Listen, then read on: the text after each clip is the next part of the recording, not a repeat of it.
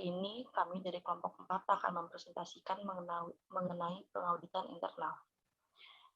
Dari kelompok kami sendiri ada saya, English Veronica dengan NIM 18 2114132.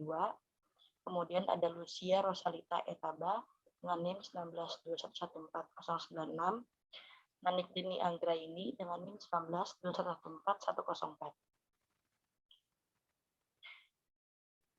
Tujuan dari pembuatan makalah kami yaitu yang pertama ada untuk mengetahui sifat audit internal, yang kedua mengerti kegiatan dalam melakukan pinjaman berbasis sumber daya, yang ketiga mengetahui upaya dalam mengintegrasikan strategi dan budaya, yang keempat mengetahui peranan manajemen dalam audit internal, yang kelima memahami fungsi pemasaran dalam kegiatan audit internal, yang keenam mengetahui fungsi keuangan dan akuntansi dalam membantu auditor internal.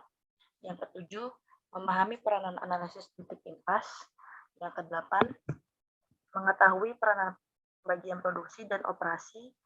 Yang kesembilan, memahami langkah bagian penelitian, pengembangan, dan sistem informasi manajemen. Yang kesepuluh, memahami analisis rantai nilai dan matriks evaluasi faktor internal. Yang pertama ada pembahasan.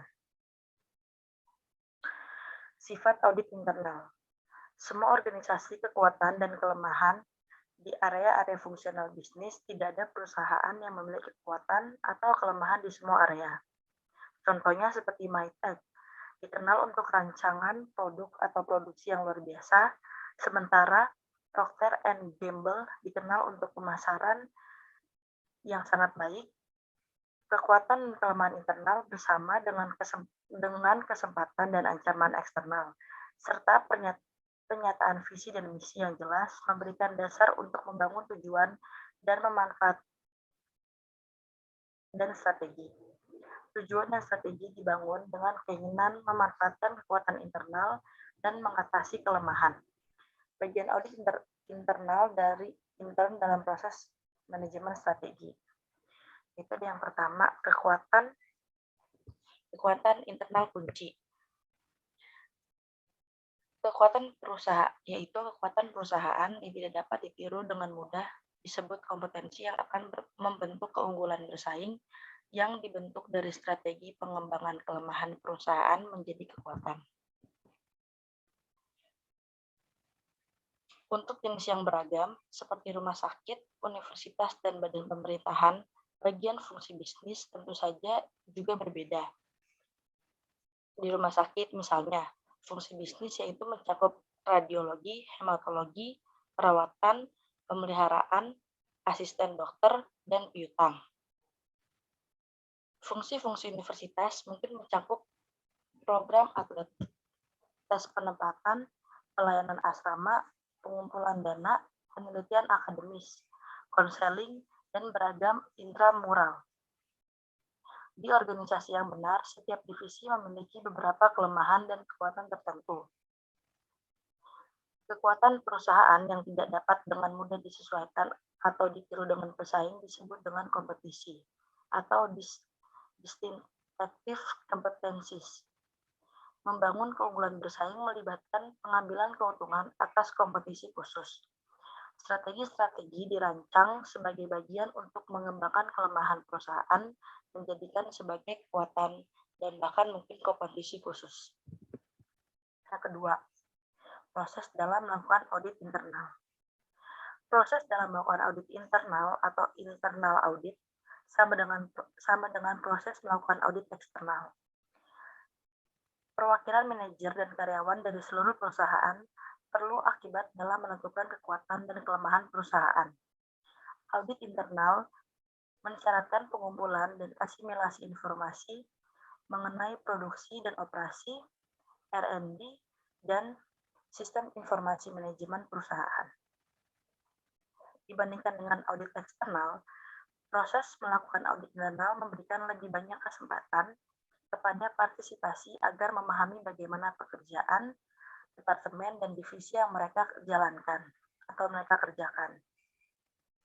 Hal ini merupakan keuntungan besar karena manajer dan karyawan melakukan lebih baik ketika mereka memahami bagaimana pekerjaan mereka mempengaruhi area dan aktivitas lain dari perusahaan.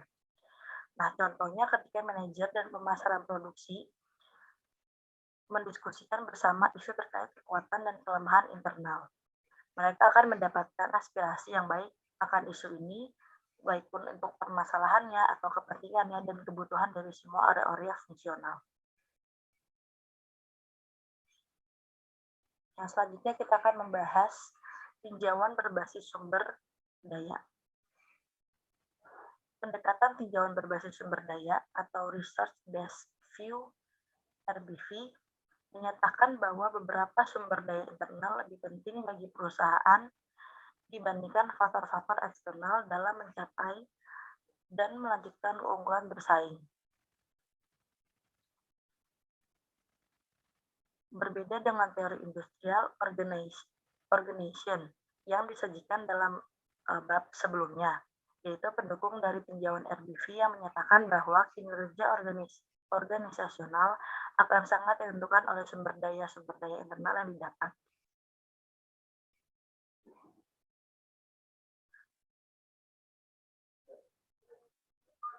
Yang selanjutnya ada mengintegrasikan strategi dan budaya. Budaya organisasi tidak ada, yaitu budaya yang tidak ada organisasi yang memiliki budaya yang sama, yaitu bahwa setiap perusahaan atau setiap organisasi memiliki budayanya masing-masing, tergantung dengan pencapaian atau tujuan bersama yang mereka targetkan. Budaya dan kepribadian dapat bertahan lama dan juga dapat menjadi hangat, agresif, bersahabat, terbuka, inovatif, konservatif, liberal, kasar, atau mudah disukai. Yang di sini dimaksud adalah budaya dan kepribadian ini bisa bertahan secara lama.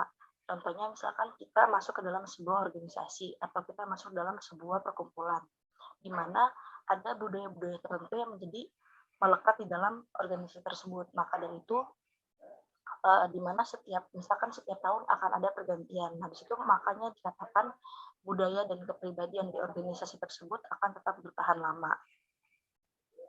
Kemudian, budaya organisasi secara signifikan mempengaruhi keputusan bisnis dan perlu dievaluasi selama audit.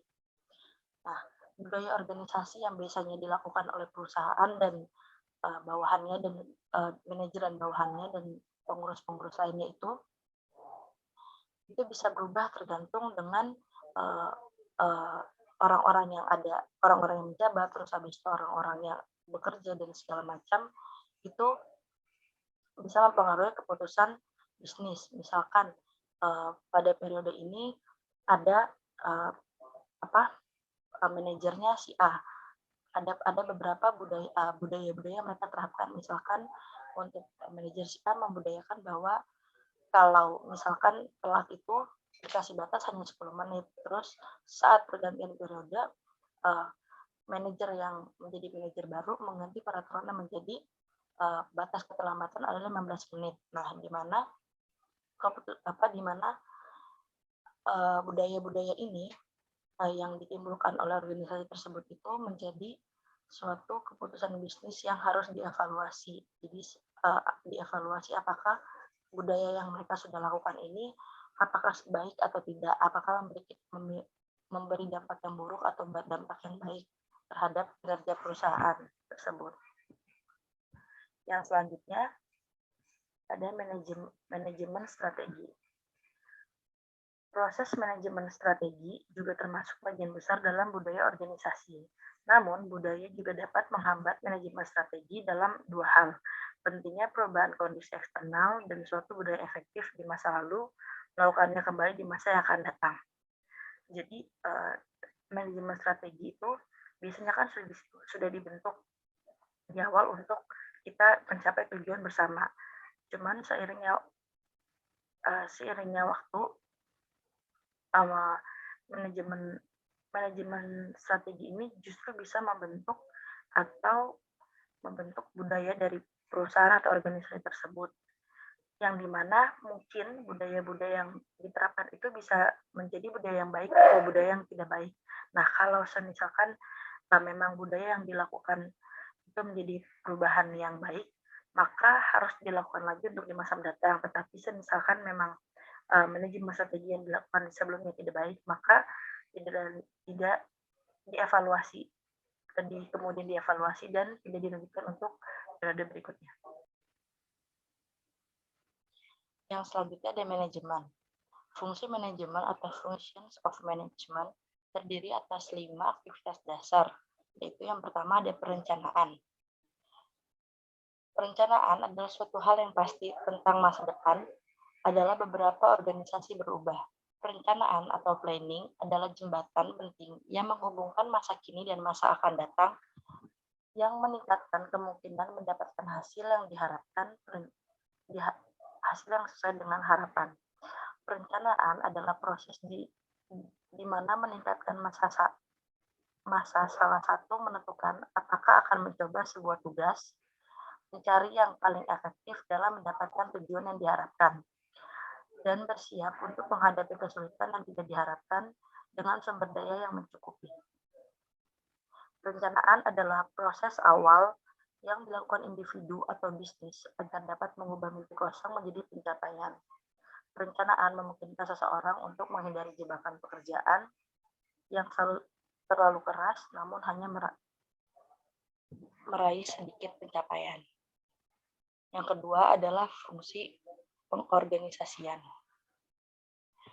Tujuan pengorganisasian atau organizing adalah untuk mencapai usaha yang terkoordinasi dengan mendefinisikan hubungan pekerjaan otoritas. Pengorganisasian berarti menentukan siapa yang melakukan apa dan siapa yang melaporkan ke siapa. Fungsi pengorganisasian manajemen dapat terlihat terdiri atas 3 aktivitas yang berurutan, yaitu yang pertama pemecahan tugas menjadi pekerjaan atau spesialisasi kerja. Yang kedua ada mengkombinasikan pekerjaan untuk membantu departemen-departemen atau departementalisasi. Dan yang ketiga, mendelegasikan kewenangan. Pembagian tugas ke dalam pekerjaan membutuhkan pengembangan deskripsi pekerjaan dan spesifikasi pekerjaan. Alat-alat ini memberikan klarifikasi untuk manajer dan karyawan apakah pekerjaan tertentu diperlukan atau tidak. Yang ketiga, ada pemotivasian. Pemotivasian atau motivating adalah dapat didefinisikan sebagai proses mempengaruhi orang untuk menyelesaikan tujuan. Motivasi menjelaskan mengapa beberapa orang bekerja dengan keras dan yang lain tidak. Tujuan, strategi, dan kebijakan memiliki sedikit kesempatan untuk sukses jika karyawan dan manajer tidak termotivasi untuk mengimplementasikan strategi setelah diformulasikan. Fungsi pemotivasian yaitu mencakup sedikitnya 4 komponen utama, yaitu ada kepemimpinan, dinamika kelompok, komunikasi, dan perubahan organisasi. Kepemimpinan yaitu di mana seorang pemimpin misalkan mereka bekerja menjadi salah satu motivasi untuk para bawahan-bawahannya. Yang kedua ada dinamika kelompok, di mana dinamika kelompok itu bisa membantu orang untuk semakin termotivasi dalam melakukan tugasnya di organisasi tersebut. Kemudian yang selanjutnya adalah dalam bentuk komunikasi, di mana kita bisa menyampaikannya secara virtual ataupun visual. Dan yang terakhir ada perubahan organisasi, di mana mungkin ada beberapa perubahan-perubahan yang dilakukan oleh organisasi tersebut, yang dimana perubahan-perubahan baik di manajemen ataupun di strukturnya itu membuat semakin adanya motivasi yang timbul untuk mencapai tujuan bersama. Baik, selanjutnya saya akan menjelaskan fungsi manajemen yang keempat, yaitu penempatan. Fungsi penempatan atau manajemen personalia atau manajemen sumber daya manusia mencakup aktivitas seperti perekrutan, wawancara, pengujian, seleksi, orientasi, pelatihan, dan pengembangan. Dilakukan upaya pemerhatian, evaluasi, penghargaan, pendisiplinan, promosi, pemindahan, penurunan, dan pemberhentian karyawan, juga termasuk pengelolaan hubungan serikat kerja. Manajemen sumber daya manusia sangat menantang bagi perusahaan internasional. Contohnya, ketidakmampuan suami istri dan anak untuk beradaptasi dengan lingkungan yang baru dapat menjadi permasalahan pada proses pemindahan antar negara. Permasalahan ini mencakup pengembalian lebih cepat, kinerja pekerjaan yang buruk, penghentian kerja, pemindahan, moral rendah, kesulitan pernikahan, dan permasalahan umum. Fungsi manajemen yang kelima yaitu pengendalian.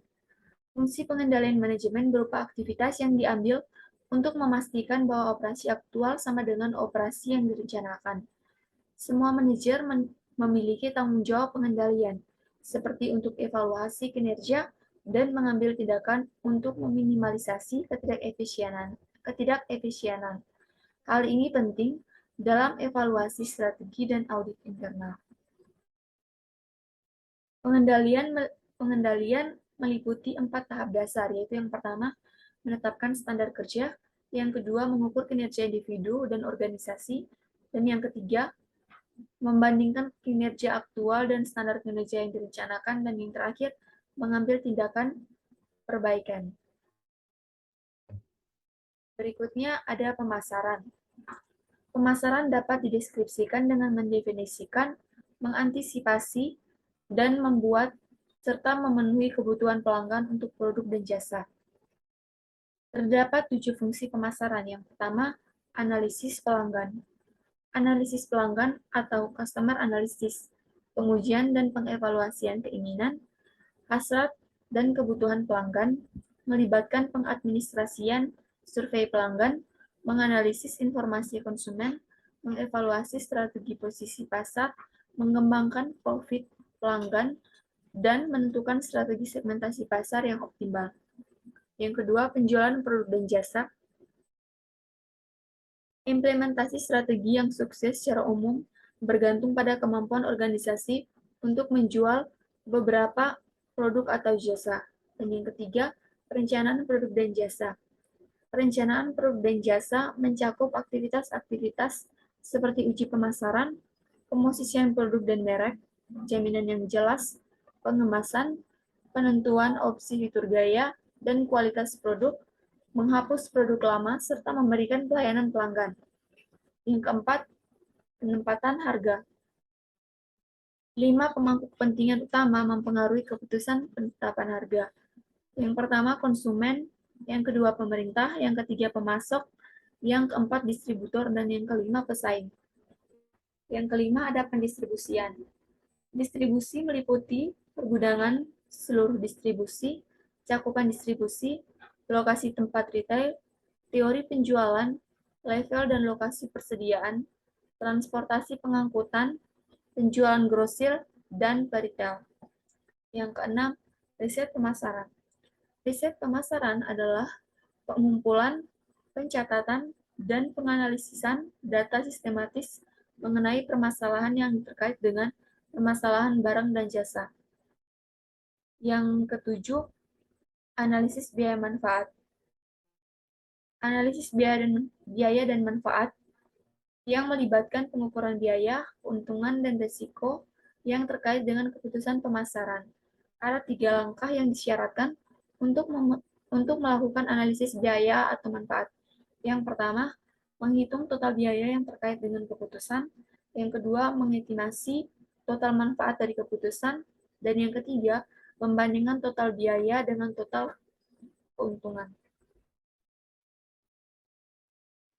Berikutnya, ada keuangan dan akuntansi.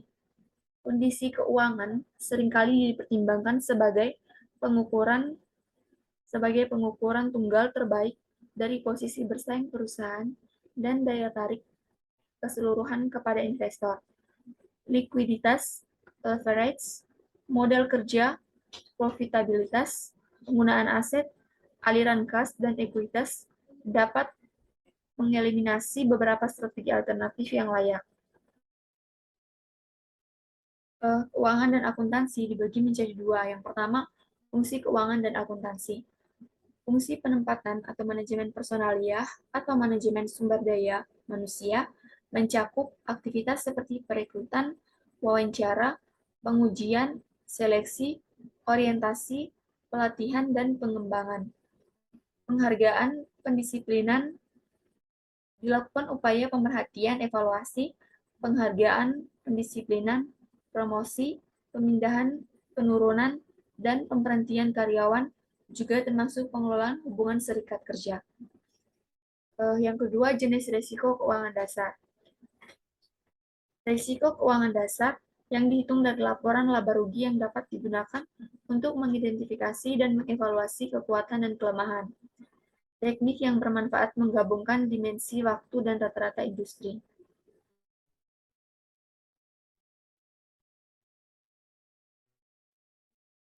Berikutnya, ada rasio keuangan kunci dapat diklasifikasikan dalam 5 jenis. Yang pertama, rasio likuiditas. Rasio likuiditas mengukur kemampuan perusahaan untuk memenuhi kewajiban jangka pendek yang jatuh tempo. Yang kedua, rasio solvabilitas. Rasio solvabilitas mengukur sejauh mana perusahaan telah dibiayai oleh utang. Yang ketiga, rasio aktivitas. Rasio aktivitas mengukur seberapa efektif perusahaan menggunakan sumber dayanya. Yang keempat, rasio profitabilitas. Rasio profitabilitas mengukur keefektifan keseluruhan manajemen yang ditunjukkan oleh pengembalian yang dihasilkan dari penjualan dan investasi. Dan yang kelima ada rasio pertumbuhan. Rasio pertumbuhan mengukur kemampuan perusahaan untuk mempertahankan posisi ekonomi dalam pertumbuhan ekonomi dan industri. Analisis sebaiknya dilakukan pada 3 bagian terpisah. Yang pertama, perubahan selama beberapa waktu. Yang kedua, setiap rasio dibandingkan dengan industri. Dan yang ketiga, setiap rasio dibandingkan dengan pesaing kunci. Berikutnya, analisis titik impas atau break-even point atau BEP. Di bawah ini ada kurva yang terbagi menjadi dua. Kurva yang pertama, 4.4, yaitu analisis titik impas sebelum dan sesudah harga diturunkan. Kurva yang kedua, 4.5, yaitu sebelum dan sesudah titik impas saat biaya tetap meningkat. Berikutnya, terdapat beberapa batasan analisis titik impas, termasuk poin-poin berikut ini. Yang pertama, analisis titik impas hanyalah analisis sisi penawaran atau biaya saja, karena tidak memberikan nilai penjualan produk dalam berbagai harga. Yang kedua, analisis ini mengasumsikan bahwa biaya tetap adalah konstan. Walaupun ini benar dalam jangka pendek, peningkatan skala produksi akan mengakibatkan biaya tetap meningkat. Yang ketiga, analisis ini mengasumsikan biaya variabel rata-rata adalah konstan per unit atau output, paling tidak dalam jangkauan kuantitas penjualan. Yang keempat, analisis ini mengasumsikan kuantitas barang yang diproduksi sama dengan kuantitas produk yang dijual. Contohnya, tidak ada perubahan dalam persediaan awal dan akhir. Dan yang kelima, dalam perusahaan multiproduk, diasumsikan bahwa proporsi dari setiap produk penjualan dan diproduksi adalah konstan. Contohnya, bauran penjualan adalah konstan. Berikutnya akan dijelaskan oleh teman saya.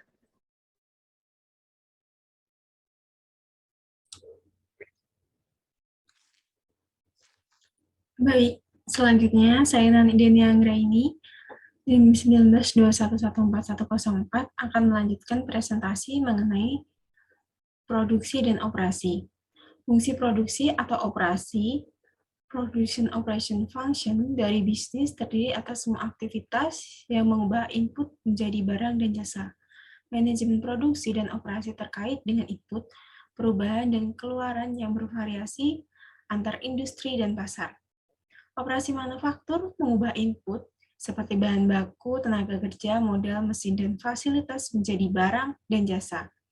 Aktivitas produksi dan operasi seringkali mempresentasikan bagian terbesar dari aset manusia dan modal organisasi.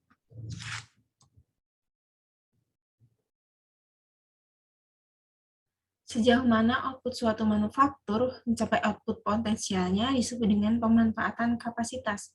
5 fungsi produksi itu dapat menjadi suatu keberhasilan atau juga kegagalan perusahaan.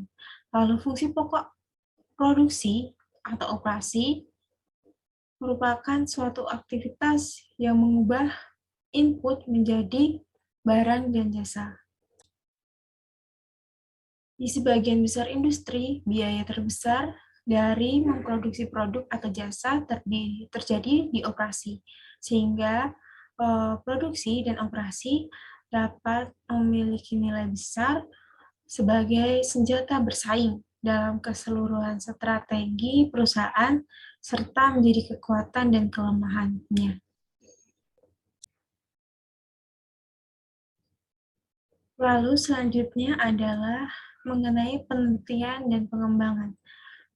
Area kelima dari fungsi terbesar dari area operasi internal yang sebaiknya diuji untuk kekuatan dan kelemahannya tentu adalah pada bagian penelitian dan pengembangan.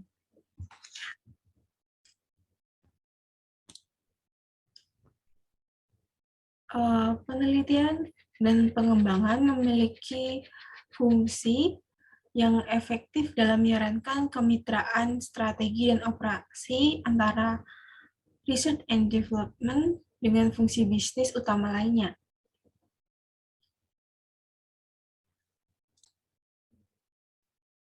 Keputusan dan rencana riset dan development harus terintegrasi, terkoordinasi di antara departemen dan divisi melalui saling berbagi pengalaman dan informasi di antara departemen-departemen. Lalu, proses manajemen strategi memberikan fasilitas pendekatan fungsi dalam mengelola research and development. Yang pertama, dalam penelitian dan pengembangan internal dan eksternal.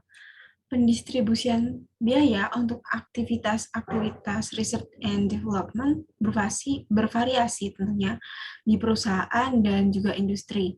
Semua biaya total secara umum tidak melebihi biaya produksi dan biaya pemasaran.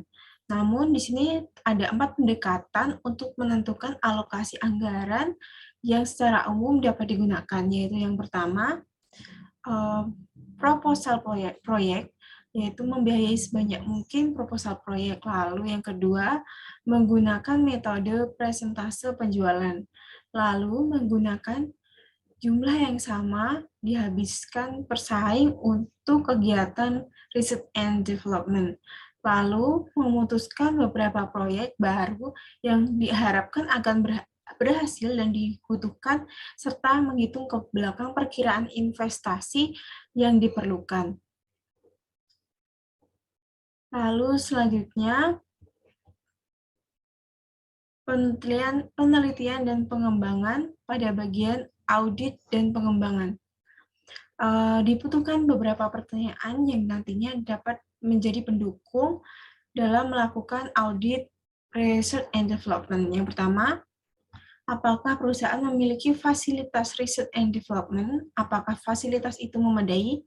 Lalu yang kedua, jika perusahaan research and development itu menggunakan pihak yang berasal dari luar, apakah biayanya akan lebih efektif? Lalu, apakah karyawan research and development berkualifikasi baik?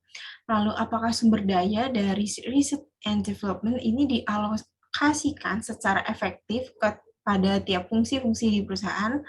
Lalu, apakah informasi manajemen dan sistem komputer yang digunakan perusahaan memadai? Lalu juga, apakah komunikasi antara research and development dan unit organisasi lain itu efektif? Lalu yang terakhir, apakah produk saat ini dapat bersaing secara teknologi, terutama dengan perusahaan-perusahaan pesaing? Lalu selanjutnya mengenai sistem informasi manajemen. Informasi adalah hal yang mendasar dari semua organisasi tentunya. Informasi itu mempresentasikan sumber daya utama, keunggulan manajemen bersaing, atau juga kelemahannya. Mengukur kekuatan dan kelemahan internal dilihat dari sistem informasi, maka dapat dilihat dari dimensi yang penting dalam melakukan audit internal. Tujuan sistem informasi manajemen adalah untuk meningkatkan kinerja dari perusahaan dengan meningkatkan kualitas keputusan manajerial.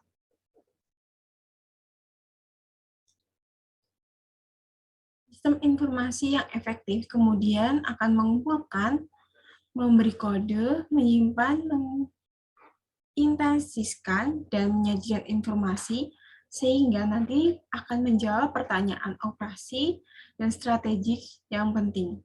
Inti dari kegiatan sistem informasi adalah berupa pusat data yang berisi catatan dan data yang penting bagi manajer audit sistem informasi manajemen. Ketika melakukan audit sistem informasi manajemen, berikut adalah beberapa pertanyaan yang sebaiknya ditunjukkan ketika melakukan audit sistem informasi manajemen. Yang pertama, apakah semua manajer di perusahaan menggunakan sistem informasi untuk membuat keputusan? Apakah Chief Information Officer atau Direktur Sistem Informasi di perusahaan menggunakan informasi ini? Lalu apakah data dalam sistem informasi diperbarui secara reguler? Lalu apakah manajer dari semua area fungsional perusahaan mengkontribusikan input ke sistem informasi? Lalu, apakah ada kata sandi yang efektif untuk masuk ke dalam sistem informasi perusahaan? Apakah para penyusun strategi perusahaan mengenal sistem informasi perusahaan pesaing? Lalu, apakah sistem informasi mudah digunakan oleh pengguna? Apakah semua pengguna sistem informasi memahami keunggulan bersaing yang diberikan oleh sistem informasi yang dimiliki perusahaan? Lalu, apakah diberikan pelatihan komputer, terutama bagi para pengguna sistem informasi? Lalu yang terakhir, apakah sistem informasi perusahaan secara berlanjut ditingkatkan dalam isi dan kekeramahannya bagi pengguna? Tentu saja pertanyaan-pertanyaan ini hanya pertanyaan yang mendasar, namun ada banyak sekali konfirmasi yang dapat dilakukan mengenai penggunaan sistem informasi manajemen yang tentunya akan mendukung dalam pengambilan keputusan yang strategik. Selanjutnya, mengenai analisis rantai nilai. Analisis rantai nilai atau value chain analysis mengacu pada proses di mana perusahaan menentukan biaya terkait dengan aktivitas organisasi, dari pembelian bahan baku, pembuatan produk, hingga pemasaran produk. Analisis rantai nilai bertujuan untuk mengidentifikasi di mana keuntungan atau kerugian berbiaya rendah terjadi dimanapun dan di sepanjang rantai nilai dari bahan baku ke aktivitas pelayanan kepada pelanggan. Analisis rantai nilai ini memungkinkan perusahaan untuk lebih dalam mengidentifikasi kelemahan dan kekuatannya, khususnya jika dibandingkan dengan analisis rantai nilai pesaing dan data mereka sendiri yang diuji dari tahun ke tahun. Lalu berikutnya mengenai penilaian substansial. Penilaian substansial mungkin dibutuhkan dalam melakukan value chain analysis karena beberapa item yang berbeda di sepanjang rantai nilai mempengaruhi item lain sehingga positif atau negatifnya akan menciptakan hubungan yang kompleks.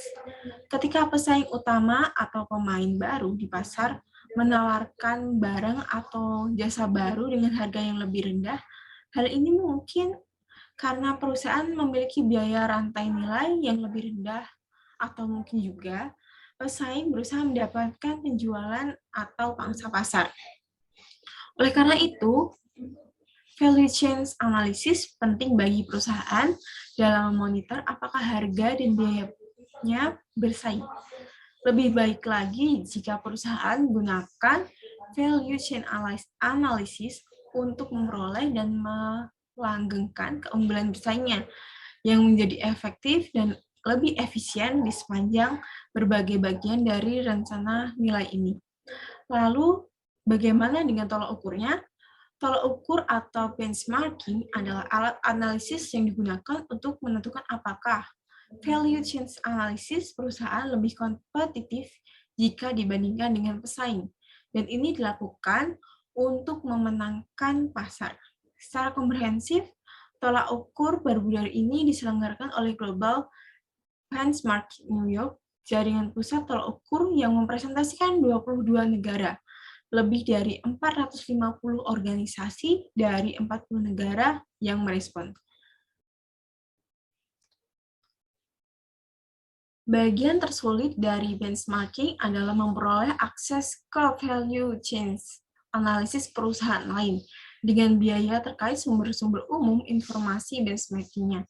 Bagaimanapun, meliputi publikasi laporan perdagangan, pemasok, distributor, pelanggan, mitra, kreditur, pemegang saham, pelobi, dan perusahaan pesaing merupakan komponen penting dalam mengukur bagaimana value chain analysis ini dapat dilakukan di perusahaan.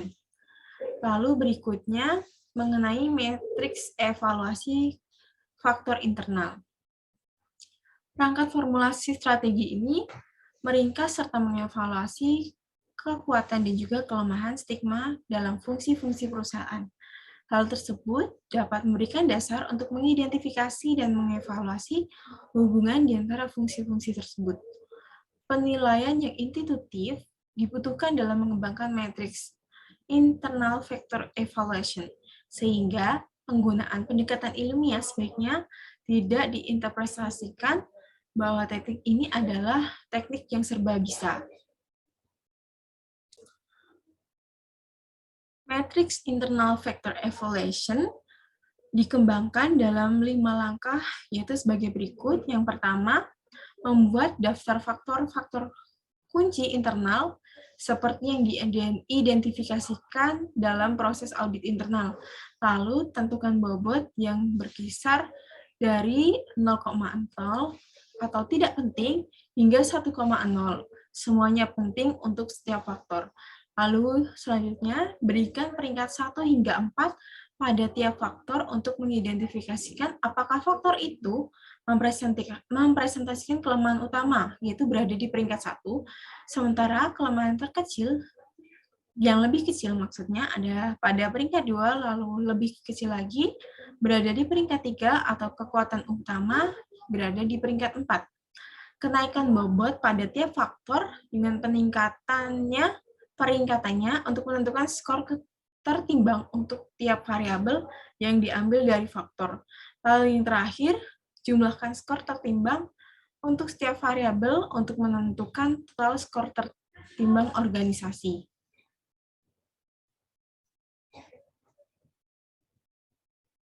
Lalu dari presentasi ini dapat disimpulkan bahwa dapat menjadi perdebatan apakah faktor-faktor internal atau eksternal yang lebih penting dalam perencanaan strategis. Namun, tidak ada debat terkait yang menyebutkan fakta bahwa memperoleh dan mempertahankan keunggulan bersaing. Fokus pada sumber daya perusahaan, kapabilitas, struktur, dan strategi dengan peningkatan yang direkomendasikan maupun menghasilkan kesejahteraan bagi perusahaan. Membuat proyek yang dinamis, berwawasan, berpikir ke depan selama pengukuran internal, serta tidak membuat hal yang biasa, deskriptif, dan tidak jelas. Manajemen, pemasaran, keuangan, akuntansi, produksi, dan operasi, research and development, serta sistem informasi manajemen mempresentasikan operasi inti dari sebagian besar bisnis. Banyak organisasi yang menggunakan audit internal untuk memperoleh keunggulan bersaing dari perusahaan rival. Namun, jelas bahwa para penyusun strategi harus mengidentifikasikan secara detail dan mengevaluasi keseluruhan kekuatan dan kelemahan tiap fungsi di organisasi. Sekian presentasi dari kelompok 4 mengenai pengukuran internal. Semua yang baik hanya terjadi jika kita mulai dengan usaha yang terbaik. Sekian dan terima kasih presentasi dari kelompok kami.